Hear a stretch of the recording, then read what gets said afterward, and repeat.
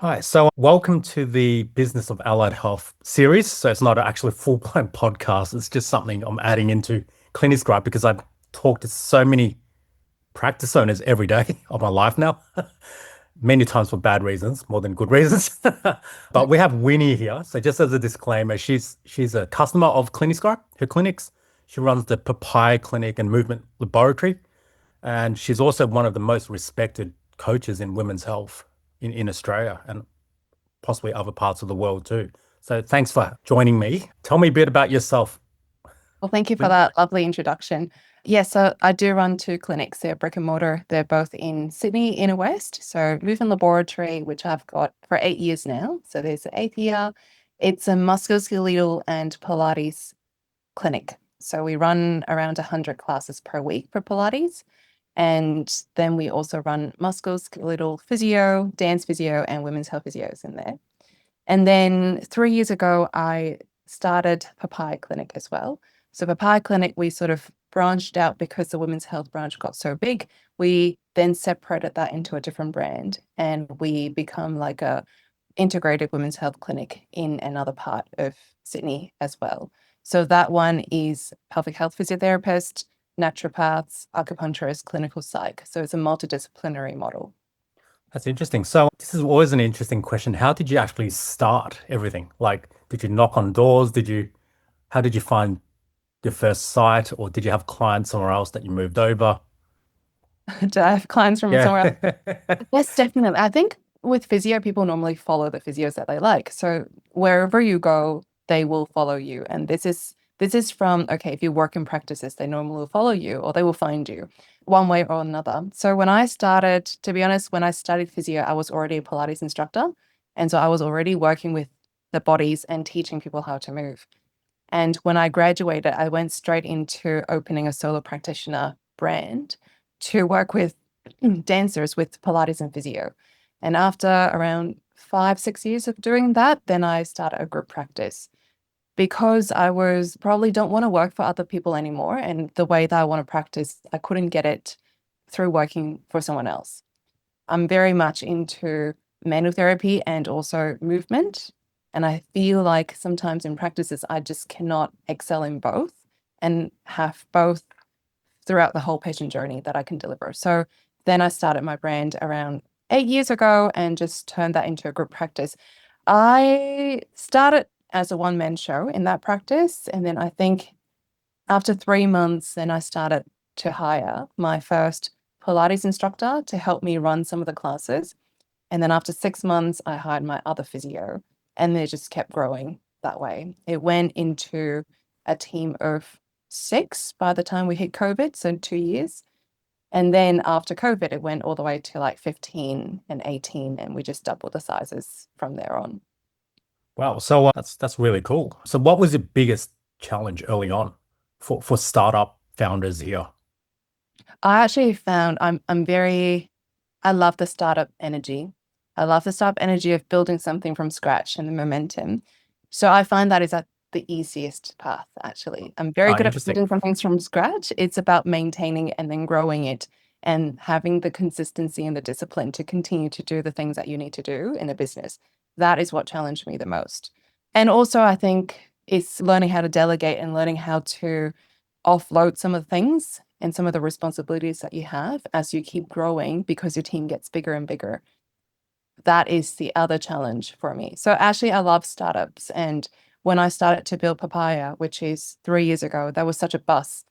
I have no problem building startups. Like, give me a clinic to build, I'll build it for you. But it is the after stuff that you need to do. Yeah. Which parts don't you like about it most, I guess, that you didn't In enjoy the doing? startup, in the Yes. startup, I think in the startup, it's probably the feeling that there are a million things to do Hmm. and you have to be the person to do it all because you don't have the funds to actually hire someone to do it for you, Yeah. which means that you are working overtime. I was treating, Monday till Saturday, and you were treating the full hours of 7 a.m.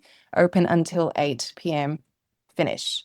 So to get into that, to build up the whole list so that you can then hire someone to take over the list, that was tough. And I feel like like on top of that, that is just getting capital, getting money in, right? On top of that, you do have to build your CRM, your policies, your hiring strategies and marketing. You're doing everything at the same time. So you have to, I feel like using the word grind is pretty fitting at that point.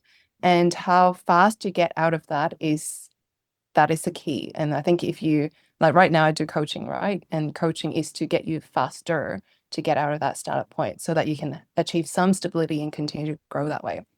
And just an honest question, was your clinic when you started as flashy as it looks today? Or did you start off very bare?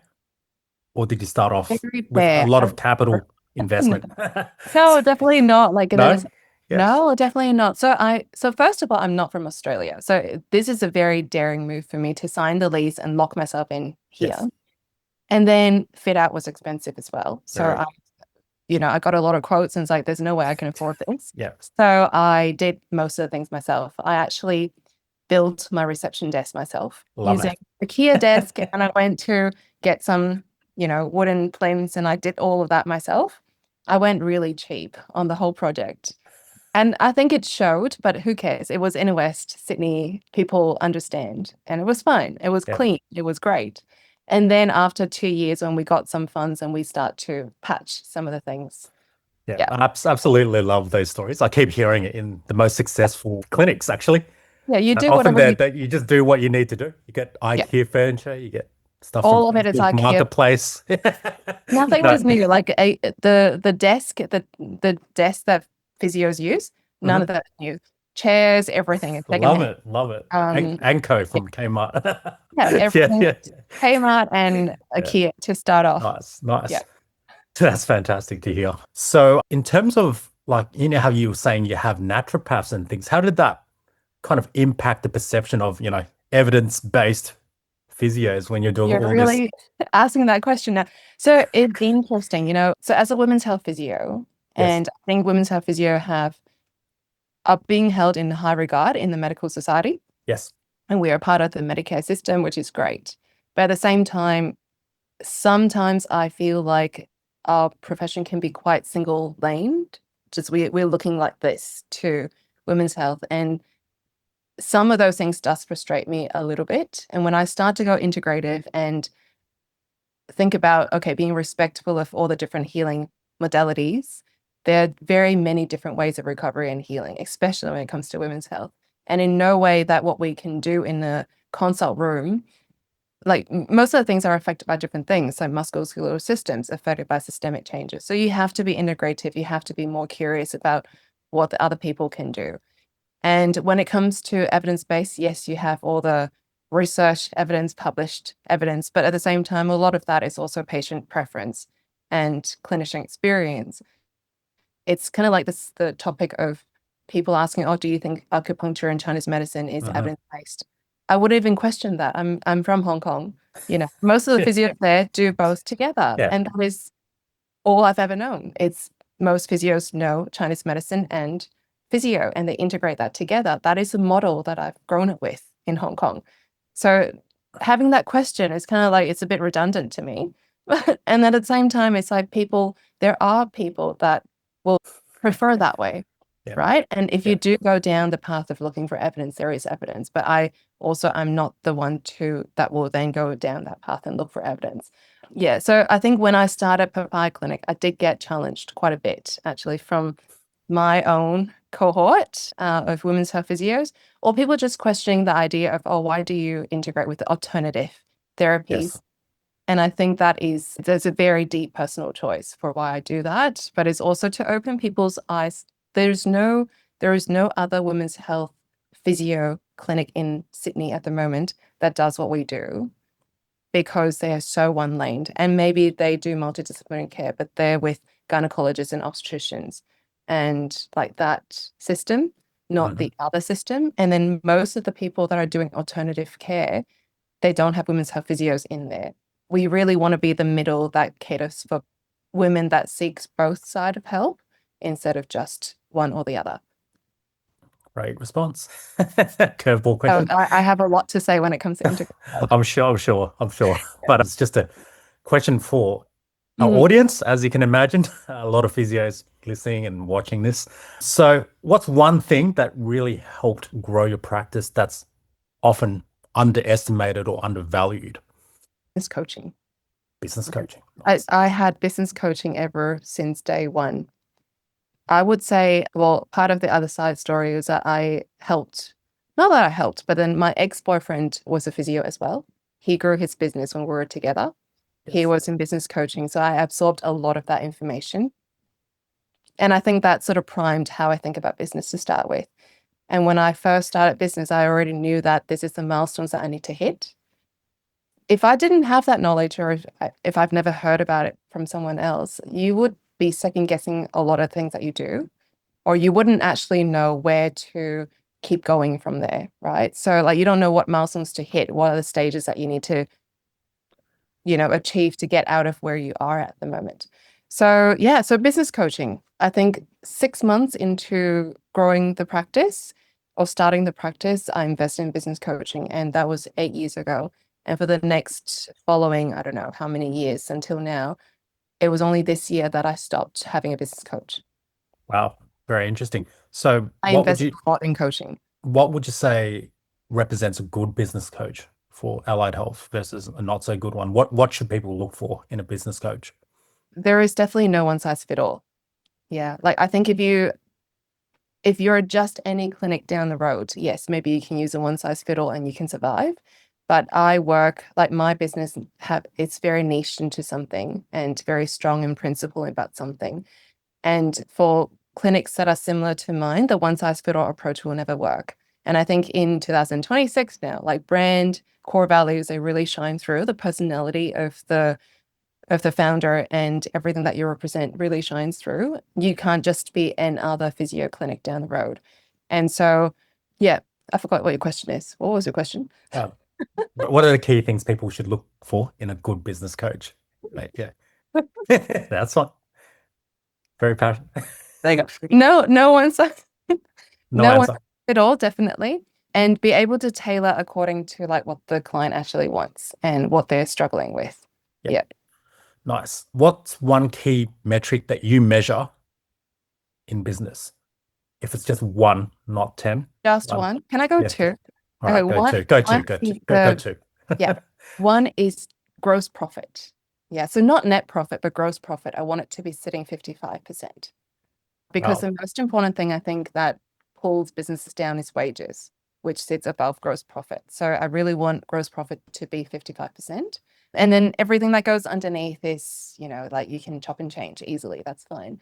But if it's if it's under 55%, then you are sort of in trouble, I think. So that's one. And the second one is loyalty and recommendations. So it can be through Google reviews, but it's actually for us is looking at our local Facebook pages. And whenever people do ask a question on who's the person to see, Yep. in Yep. Leichhardt or in Inner Yep. West, we get mentioned. Yep. It's a That word of mouth. that is Yeah. great. Yeah. Awesome. Is that Awesome. local word of mouth Love mentioned? it. Okay. Last question. Hmm. What is an unpopular lesson that you'd love to share to others running an allied practice that has led to your success? An unpopular lesson. Unpopular. Unpopular, not popular. I don't want to hear stuff from Tony Robbins. Yeah. Okay. Cool. Cool. I've got two lessons. Okay, I go just for it. do everything. It's always two, come in Okay. twos. So one is most of the time you're the own bottleneck and what you think is your skill set or what you're best in doing. So for example, if I think I'm really good at tech or I'm really good at marketing, that becomes my bottleneck because I will not delegate and I will not be able to recognize that, okay, I reached my limitation right now. I don't know what I don't know, right? And Yes. because I don't delegate and I don't ask for help, I think that is the ceiling when that is not the ceiling. And I think I definitely have gone through that before. So if you think that your business is growing and then it's sort of capped and you can't go any further, I think look inwards to what you are controlling at the moment and what you think you know really well, and then start to second doubt yourself at that point. Yeah. The second lesson is when you grow to a certain size, you can't be everyone's friend as the founder. And I think once my team reached a point of, 10 to 12 people, you really have to upskill your leadership skills in order to be able to keep growing. Because if not, people churn, you'll have culture issues, you can't actually people please. And I think a lot of the limitations of growth, apart from tech, is actually leadership skills at the moment that I see. Very interesting. And that could even be clinical, couldn't it? Like you think you're the best clinician, Yeah. but you're possibly not. Yeah. That's And what you I say. well, it's an interesting question as well, because most of the founders are not the best in clinical skills. Interesting. If you think about it, because they spend a lot of time doing other things and they They upskill in all do. the other things. They're very big picture. They're very good at mentoring and coaching people on behavioral changes or mindset issues, but not really the clinical expert. Hmm. They Interesting. don't have time to do that, right? So happy to let someone else sit in that role and be able to recognize that. Oh, excellent insights there, Winnie. So, Thank you. last thing, how would people reach out to you if they maybe would like to engage in your coaching services or, follow your thought leadership? Yeah, so find me on LinkedIn, Winnie Wu, and my Instagram is the Clinic Project. So website is also theclinicproject.com. Sorry, theclinicproject.com. Thanks, Winnie. Thanks for your time and thanks for sharing those insights. Thank you. Thanks, Barry. No worries.